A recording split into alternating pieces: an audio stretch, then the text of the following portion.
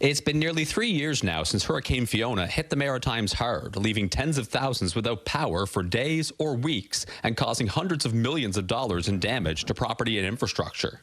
It was like a disaster zone here in Cape Breton. Corrine Cash is a professor of planning and community climate adaptation at Mount Allison University.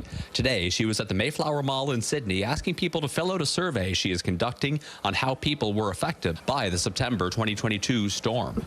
People who are pensioners, people are on low income, who were really impacted, and that really touched me and made me concerned about the people who are most vulnerable and marginalized. And my dad had to drive to Port Hawkesbury from Sydney Forks just to get gas for the generators. Carly McKenzie was living in Halifax when Fiona hit, but heard the stories and saw the pictures from the community she grew up in. She also experienced days when her own life was significantly impacted as the result of a different storm.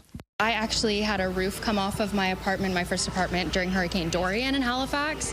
So I was particularly interested in hurricane preparedness because I really struggled to get help when that happened to me. Corrine Cash says her goal is to release the survey results to the community here in Cape Breton and then present them to government in about 8 months' time.